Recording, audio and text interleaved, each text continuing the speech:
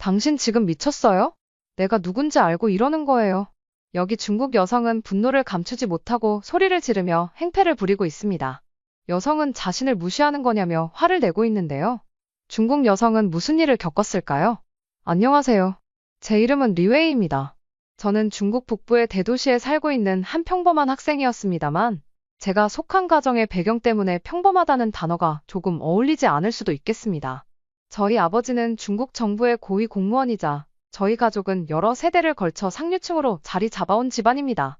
어릴 적부터 저는 중화 사상에 깊이 젖어 있었고, 아버지께서는 항상 중국이 세계의 중심이며 우리가 가장 우월한 민족이라고 가르치셨어요. 그런 사고방식은 저희 가치관과 세계관을 형성하는 데 지대한 영향을 끼쳤고, 저는 다른 나라 사람들을 특별히 우러러본 적도 그들의 문화에 관심을 가졌던 적도 없었습니다. 제가 다녔던 학교는 이름만 들어도 사람들이 아, 그런 곳에서 공부했구나 하고 감탄할 정도로 명성이 높은 국제학교였어요. 이곳은 단순히 학문적인 성취를 강조하는 데 그치지 않고 여러 나라에서 온 학생들과 함께 다양한 문화를 배우고 경험할 수 있도록 설계된 독특한 교육 환경을 제공했습니다. 캠퍼스 안에서는 영어가 기본 언어로 사용되었고 선생님들도 대체로 해외에서 교육을 받은 전문가들이 많았습니다. 이러한 환경 덕분에 학생들은 자연스럽게 다양한 문화와 접촉할 기회가 많았고 다채로운 배경을 가진 친구들을 사귀는 것이 권장되었습니다. 그럼에도 불구하고 저는 주로 중국인 친구들과 시간을 보내는데 만족하며 지냈어요. 솔직히 말하자면 처음에는 낯선 문화에 대한 두려움과 경계심이 컸습니다. 영어로 대화하는 데에도 자신감이 부족했지만 무엇보다도 저희 가족이 항상 강조하던 중화사상과 애국심이 마음속 깊이 자리 잡고 있었습니다. 아버지께서는 외국 문화를 배우는 것은 중요하지만 절대 우리 문화보다 우월하다고 착각해서는 안 된다. 는 말씀을 자주 하셨고 저는 그 말씀을 굳게 믿었습니다. 그래서 학교 안에서 외국인 친구들을 만날 기회가 있었음에도 그들과는 격식 있는 대화 이상으로 관계를 발전시키지 않았습니다. 시간은 어느새 흘러 고등학교 졸업을 앞두게 되었어요. 졸업식 준비와 여러 행사가 이어지며 학교 안은 어느 때보다 활기가 넘쳤습니다. 졸업생들 사이에서는 자연스럽게 마지막으로 함께할 특별한 경험에 대한 이야기가 나오기 시작했고 그렇게 졸업 여행 계획이 떠오르게 되었습니다.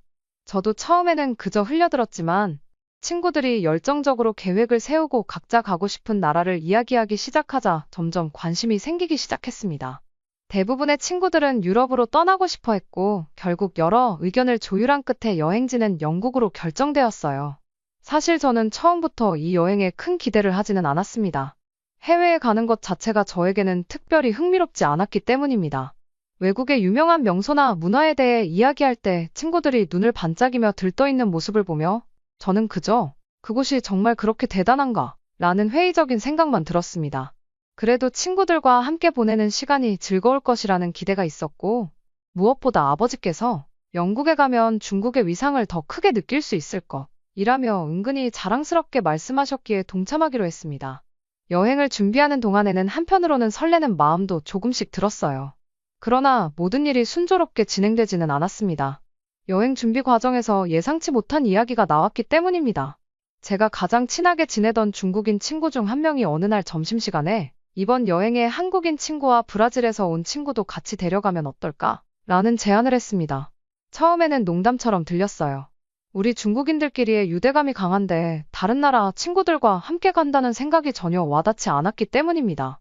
그러나 그 친구는 진지한 얼굴로 다시 제안을 반복하며 다양한 배경을 가진 친구들과 함께하면 더 재미있지 않겠냐고 설득하기 시작했습니다. 그 순간 제 머릿속에는 여러 가지 생각이 스쳐 지나갔어요. 한국인 친구는 가끔씩 다가와서 대화를 시도했지만 저는 그와 가까워지려 하지 않았습니다. 브라질 친구 역시 학교 행사 때마다 열정적으로 자신들의 문화를 소개했지만 저는 그를 그저 멀리서 지켜볼 뿐이었습니다. 저희가 함께 어울리기에는 서로 너무 다른 세계에 살고 있다고 느꼈기 때문입니다. 그런데 이제 그들과 여행까지 함께 한다니 제겐 도저히 이해할 수 없는 제안이었습니다. 저는 처음에는 단호하게 반대했습니다.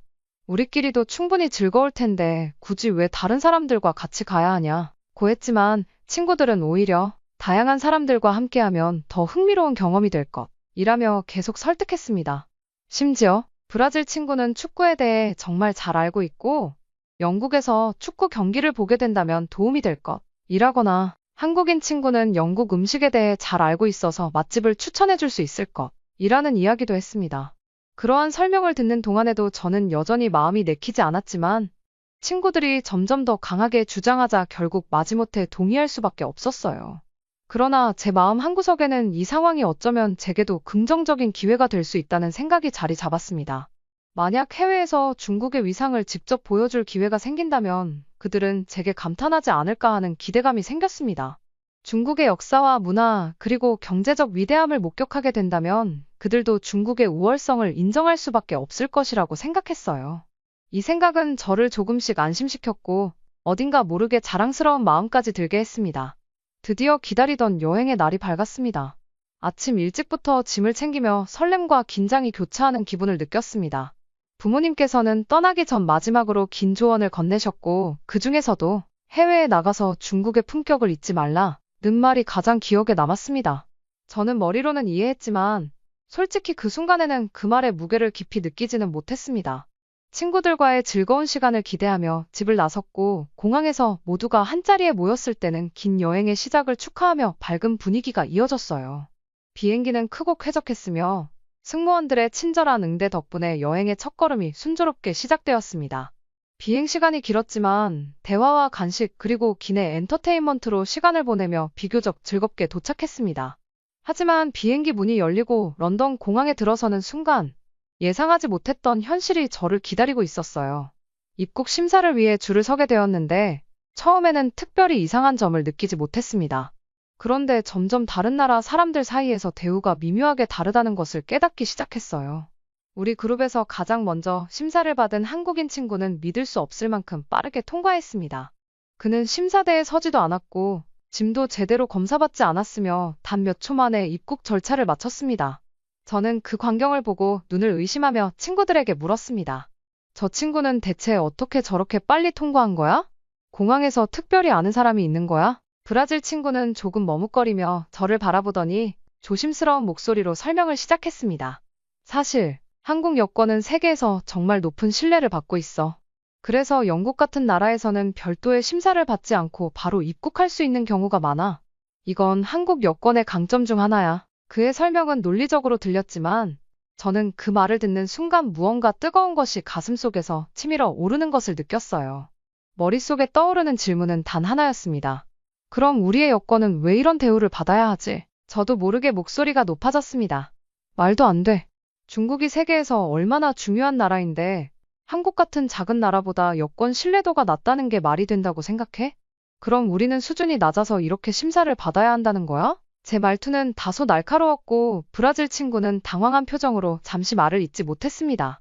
그러다가 조금 망설이다가 답했습니다. 내가 여권 제도를 잘 아는 건 아니지만 현실적으로 한국 여권이 더 신뢰받는 건 사실이야. 영국에서도 그렇고 다른 나라에서도 그런 경우가 많아. 그의 대답을 듣는 순간 제 속에서 묘한 감정이 일어났어요. 부정할 수 없는 현실을 직면하면서도 받아들이고 싶지 않은 분노가 뒤섞인 상태였습니다. 제 자신이 무언가를 의심받는 것 같은 느낌이 들었고 그것이 단순히 개인의 문제가 아니라 국가적인 문제처럼 느껴지자 더 크게 상처받은 기분이었어요. 우리 중국 여권이 신뢰를 못 받는다는 거야? 저는 다시 한번 물었고 이번에는 친구들도 묵묵히 고개를 숙인 채 아무 말도 하지 않았습니다. 그 침묵이 저를 더 불편하게 만들었습니다. 입국 심사대 앞에서 긴 줄을 서는 동안 저는 제 차례가 올 때까지 시간이 빨리 가기를 바라며 주변을 살폈습니다. 그 모습을 보니 묘하게 긴장감이 들기 시작했습니다. 그러나 제 자신에게 이건 단순한 절차일 뿐이야. 금방 끝날 거야. 라며 스스로를 다독였어요. 제 차례가 되어 심사관 앞에 섰을 때 그는 무표정한 얼굴로 제 여권을 받아 들었습니다. 여권을 천천히 훑어보던 심사관은 날카로운 목소리로 말을 건넸습니다. 여행 목적이 뭐죠? 순간 당황했지만 차분한 목소리로 친구들과의 졸업 여행입니다. 라고 대답했습니다. 그러나 그는 제 대답에 만족하지 않은 듯 추가 질문을 던졌습니다. 영국에 며칠 동안 머물 예정인가요? 어디에서 묵을 예정이죠? 그의 질문이 계속되면서 저는 점점 불편해졌어요. 호텔 예약 확인서를 가방에서 꺼내 보여주고 돌아가는 비행기 티켓도 증명했지만 심사관은 여전히 제 대답을 검토하며 심사 과정을 길게 끌었습니다. 그의 태도는 친절하지도 적대적이지도 않았지만 어딘가에서 계속해서 제가 문제가 될 가능성을 찾으려는 듯한 느낌을 주었습니다. 심사관의 눈길이 제 여권에 오래 머무는 모습을 보며 저는 묘한 불안감을 느꼈어요. 그 사이 제 옆에서 심사를 받던 브라질 친구는 심사를 빠르게 끝내고 대기 구역으로 향했습니다. 그는 저를 보며 격려의 눈빛을 보냈지만 그마저도 제 초조함을 완화시키지는 못했습니다. 왜 내 차례는 이렇게 오래 걸리는 걸까? 대체 무슨 문제가 있는 거지? 라는 생각이 머릿속을 떠나지 않았습니다. 심사관이 여권을 다시 살펴보며 중국에서 온 건가요? 라고 물었을 때 저는 짧게 네 라고 대답했습니다. 그러나 그 질문이 끝이 아니었어요. 그는 여행 비용은 누가 부담했나요? 혹시 직업은 있으신가요? 라는 질문을 덧붙였고 저는 당황하면서도 성실히 대답하려 애썼습니다. 하지만 그의 태도는 마치 제가 범죄라도 저지른 사람처럼 보이게 했고 그가 던지는 질문 하나하나가 제 자존심을 조금씩 갉아먹는 것처럼 느껴졌습니다. 긴장이 점점 최고조로 치닫는 순간 심사관이 저를 가만히 쳐다보다가 여권을 덮으며 단호한 목소리로 통과하세요 라고 말했습니다. 그 순간 제가 느낀 것은 안도감이라기보다는 오히려 어딘가 텅 빈 허탈함이었습니다. 그 짧은 몇 마디가 끝나기까지 얼마나 많은 의심과 경계를 견뎌야 했는지 제 안에 남아있는 감정은 복잡하고 무거웠어요. 감사해야 하는 순간이었지만 억울함과 분노가 앞섰습니다. 심사대를 지나 대기 구역으로 향하는 동안 저는 발걸음이 무겁게 느껴졌습니다. 그동안 쌓아왔던 자존심이 하나씩 허물어지는 기분이었어요. 멀리서 브라질 친구가 이미 소파에 앉아 편안한 자세로 휴대전화를 만지작거리는 모습이 눈에 들어왔습니다. 그는 여유롭고 태연해 보였지만 그와 대조적으로 제 손바닥에는 긴장한 흔적이 남아 있었습니다. 땀이 배어 축축한 손바닥을 바지에 문지르며 저는 스스로를 위로하려 했지만 머릿속은 온갖 생각들로 뒤엉켰습니다. 왜 나만 이렇게 오래 걸렸던 거지? 똑같이 여행 온 사람들인데 왜 우리는 이런 대우를 받아야 하지? 이런 질문들이 꼬리에 꼬리를 물며 떠올랐어요. 브라질 친구에게 다가가 앉으며 저는 가볍게 웃어 보이려 했지만 어색한 미소조차 제대로 나오지 않았습니다. 그는 제게 끝났구나. 다행이야. 라며 격려했지만 그 말은 오히려 저를 더 불편하게 만들었습니다. 그의 말투는 분명 진심이었지만 그 순간 제게는 내가 얼마나 고생했는지 나는 모른다. 는 식의 무심함으로 들렸습니다. 다른 중국인 친구들이 뒤이어 심사를 마치고 하나둘 대기 구역으로 모여들기 시작했습니다. 우리는 서로의 얼굴을 보며 짧은 눈짓으로도 비슷한 감정을 공유하고 있다는 것을 느낄 수 있었어요. 너도 심사 길게 받았어? 한 친구가 조심스레 물었고 다른 친구가 고개를 끄덕이며 대답했습니다. 맞아. 정말 피곤했어. 왜 이렇게 꼬치꼬치 캐묻는 거야? 또 다른 친구는 짜증 섞인 목소리로 나도 호텔 예약 확인서랑 비행기 표까지 보여줬는데 여전히 몇 가지를 더 물어보더라. 라고 말했습니다. 우리는 각자 겪은 이야기를 풀어놓으며 한 가지 공통점을 발견하게 되었어요. 심사 과정에서 우리는 모두 비슷한 질문을 받았고 심사관들의 태도는 결코 호의적이지 않았습니다. 어떤 친구는 심사관이 그의 여권을 살펴보며 잠시 혼잣말로 중국인가? 라고 중얼거리는 것을 들었다고 했습니다. 그 말이 우리의 분위기를 더욱 무겁게 만들었습니다. 혹시 이게 중국 여권이라서 그런 걸까? 제가 물음을 던지자 모두 조용히 고개를 끄덕였습니다. 우리는 평소에는 서로 농담을 주고받으며 활기차게 지냈지만 지금은 어딘가 침울한 분위기였어요. 그 침묵 속에서 우리는 모두 같은 생각을 하고 있다는 것을 느꼈습니다. 중국 여권이라는 이유로 더 많은 의심과 절차를 감수해야 하는 거라면 우리가 배워온 중국의 위상과는 너무 다르지 않은가? 그 순간 공항 대기 구역 한쪽에서 한국인 친구가 편안하게 앉아 커피를 마시는 모습이 눈에 들어왔습니다. 그의 얼굴에는 긴장감이라고는 찾아볼 수 없었고 오히려 여유롭고 만족스러운 미소가 가득했습니다. 그는 한 손으로 커피잔을 들고 다른 손으로 휴대전화를 만지작거리며 화면을 넘기고 있었어요. 그 모습은 저와 제 친구들이 방금 겪은 고된 입국 심사와는 너무나 대조적이었습니다. 우리는 여권을 들고 불편한 질문에 대답하며 진땀을 흘려야 했지만 그는 이미 이곳에서 몇 시간을 즐기고 있었던 것입니다. 가까이 다가가자 한국인 친구는 반갑게 손을 흔들며 오셨어요. 심사 끝났죠? 고생 많았겠다. 라고 밝게 인사를 건넸습니다. 그의 목소리는 경쾌하고 솔직했지만 저는 그 말을 듣는 순간 가슴이 답답해지는 것을 느꼈어요. 그가 입국 심사를 받지 않고 곧바로 통과했다는 사실을 알게 된 뒤부터 그의 이러한 태도는 왠지 모르게 거슬리기 시작했습니다. 분명 그는 나쁜 의도가 없었을 테지만 그의 말 한마디 한마디가 제게는 묘하게 비꼬는 것처럼 들렸습니다. 그는 이어서 기다리는 동안 너무 심심해서 공항 면세점도 좀 둘러보고 왔어요. 여기 커피도 꽤 맛있네요. 라고 말을 이어갔습니다. 그가 자랑하듯 내민 쇼핑백에는 영국 브랜드 로고가 선명하게 찍혀 있었고, 저는 그 장면이 눈앞에 펼쳐지는 것이 마치 느릿하게 재생되는 영화 장면처럼 느껴졌어요. 제 마음속에서 알 수 없는 감정들이 소용돌이쳤습니다. 부러움, 억울함, 그리고 이유를 알 수 없는 모멸감까지. 우리는 왜 이렇게 힘들게 심사를 받고 나왔는데 그는 벌써 쇼핑까지 끝내고 커피를 마시고 있는 거지? 라는 생각이 머릿속에서 떠나지 않았습니다. 다른 중국인 친구들도 비슷한 감정을 느끼고 있는 듯 보였습니다. 누군가는 입술을 꽉 깨물며 고개를 돌렸고 또 다른 친구는 괜히 쇼핑백을 보며 어색하게 웃음을 지어 보였어요. 우리는 이미 같은 경험을 했기 때문에 서로 말을 하지 않아도 그 침묵 속에서 무언가를 공유하고 있었습니다. 그 무언가는 바로 우리와 그의 차이는 대체 어디에서 오는 걸까? 라는 질문이었습니다. 그 후 우리는 자리를 잡고 잠시 쉬기로 했습니다. 그러나 제 머릿속은 쉬지 않고 돌아가고 있었어요. 한국인 친구는 왜 이렇게 특별 대우를 받는 걸까? 단지 여권 때문인가? 그렇다면 중국 여권은 왜 이런 대우를 받아야만 하는 거지? 라는 의문들이 끊임없이 떠올랐습니다. 제가 평소에 믿어왔던 것, 가르침받아왔던 것들이 현실과 충돌하는 순간이었어요. 영국에서의 여행은 저에게 새로운 문화와 환경을 경험하는 흥미로운 시간이어야 했지만 실상은 제 자존심을 송두리째 흔드는 연속된 충격의 나날이었습니다. 공항에서의 일이 끝이 아니었어요. 우리가 도착한 첫 번째 호텔에서부터 그 차이는 분명히 느껴졌습니다. 호텔 로비는 웅장하고 세련되었으며 처음에는 그 화려한 분위기에 감탄하며 설렘을 느꼈습니다. 그러나 체크인 과정에서 저를 기다리고 있는 현실은 달랐습니다. 호텔 직원은 한국인 친구를 보자마자 밝게 웃으며 환영합니다. 도움이 필요하신가요? 라며 친절하게 다가갔어요. 그는 예약 확인서를 보여주자마자 방 배정을 신속히 처리했으며 심지어는 귀하의 나라에서 오신 손님은 저희 호텔에 자주 오십니다. 저희 서비스를 마음껏 누리시길 바랍니다. 라는 덕담까지 건넸어요. 그의 표정은 진심으로 환영한다는 느낌을 주었고 그 순간의 대화는 마치 VIP를 대하는 것처럼 보였습니다. 반면 우리 차례가 되었을 때의 분위기는 완전히 달랐습니다. 우리는 긴 줄을 서서 기다렸고 우리의 차례가 되자마자 직원의 표정은 차갑게 굳었습니다. 여권을 보여주세요. 라는 말부터 시작된 대화는 마치 우리를 철저히 확인해야 한다는 의무감에서 비롯된 듯 보였어요. 예약 확인서를 제시했음에도 직원은 몇 번이고 시스템을 확인하며 지체했으며 심지어는 매니저로 보이는 사람을 호출해 다시 확인하는 모습까지 보였습니다.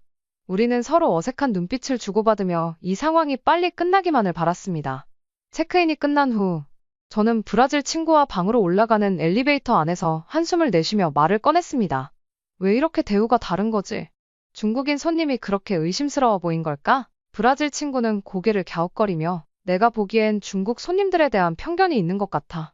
나도 긴 줄을 서야 했지만 너희는 그보다도 더 까다롭게 체크받는 것 같아. 라고 말했습니다.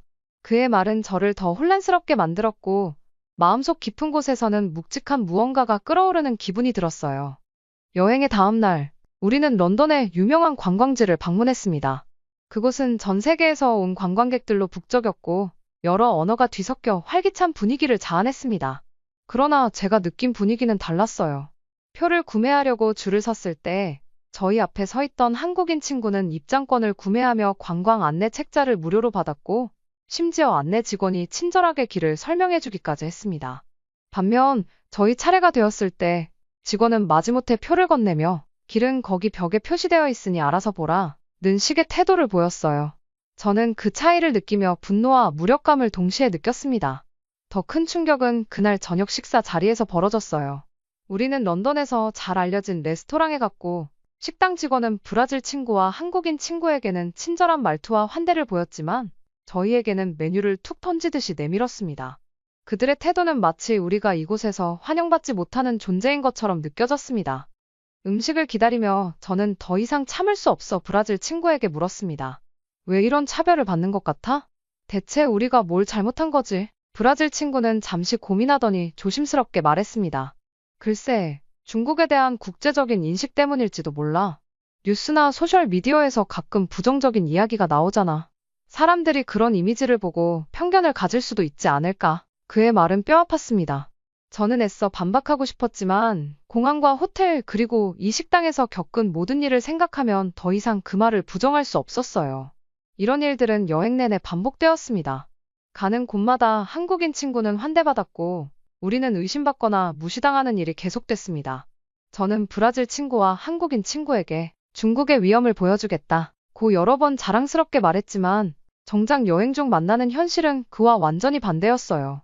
저희는 경계와 의심의 대상이 되었고 한국인 친구는 어디를 가든 특별 대우를 받는 상황은 저를 끝없는 자괴감과 혼란 속으로 몰아넣었습니다.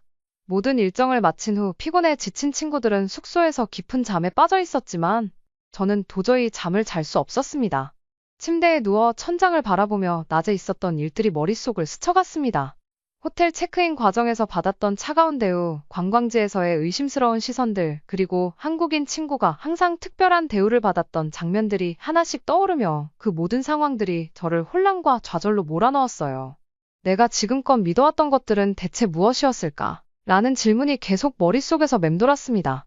아버지가 항상 강조하셨던 중국은 세계의 중심이고 우리가 가장 우월한 민족이다 라는 말씀은 저에게 자부심을 심어주었지만 이제는 그 말들이 흔들리는 바람에 떠다니는 깃털처럼 가벼워 보였어요.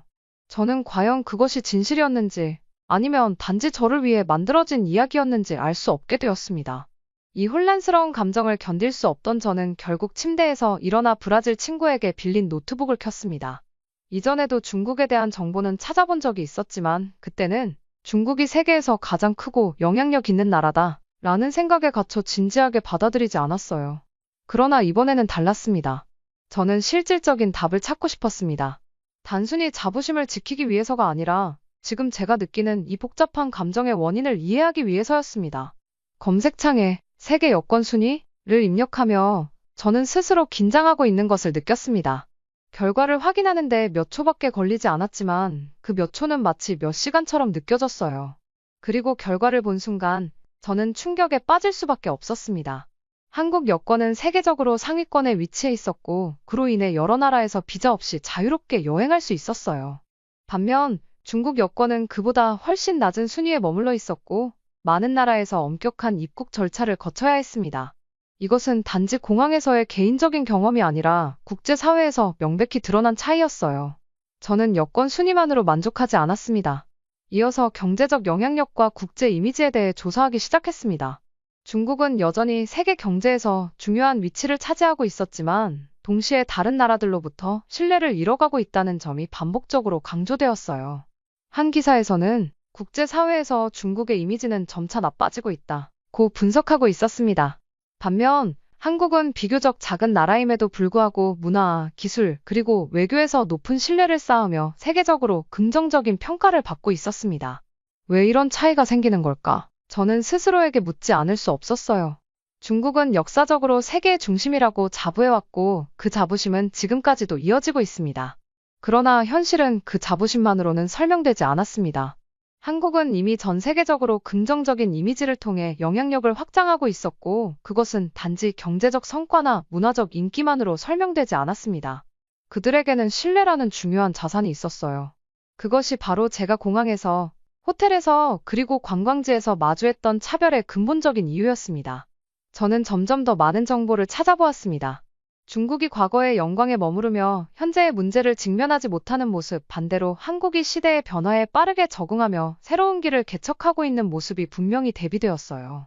모든 자료가 한 방향으로 저를 이끌고 있었습니다. 그리고 그 방향은 제가 지금까지 믿어온 세계관과 완전히 반대되는 것이었습니다. 결국 저는 진실을 인정할 수밖에 없었습니다. 제가 받아왔던 교육은 중국의 위대함을 강조하는 데에만 치중되어 있었고 현실을 제대로 마주할 기회를 주지 않았어요. 그리고 한국은 우리가 생각했던 것보다 훨씬 더 강하고 존경받는 나라였습니다. 저는 이 사실을 받아들이는 것이 몹시 힘들었지만 그것이 진실이라는 점을 부정할 수는 없었습니다. 그날 밤 저는 노트북 화면을 끄고 한참 동안 창밖을 바라보았습니다. 런던의 야경은 여전히 아름다웠지만 그 불빛은 마치 제 내면의 혼란을 조롱하듯 반짝이고 있었어요. 그러나 동시에 저는 이 여행이 단순히 나라를 비교하는 것 이상의 의미를 가진다는 것을 깨닫기 시작했습니다. 그것은 제 자신의 정체성을 되돌아보고 더 넓은 세상을 바라볼 수 있는 새로운 시각을 가지게 한 계기였어요. 이 여행은 저에게 충격적이고 고통스러운 경험이었지만 동시에 제 삶에 있어 중요한 전환점이 되었습니다. 이제는 세상을 조금 더 넓고 객관적으로 바라보려 노력해야겠다는 생각이 들었습니다. 이 이야기를 통해 세뇌와 선입견의 무서움에 대해 확실히 알 수 있었고 저런 세뇌와 선입견에 빠지지 않게 더 많은 것들을 공부하고 많은 정보를 받아들여야겠구나 라는 생각이 들었습니다. 영상을 시청해주신 모든 분들에게 감동과 행운이 가득하시길 바라며 오늘도 시청해주셔서 정말 감사합니다. 구독을 눌러주시면 더 좋은 영상으로 보답해드리겠습니다.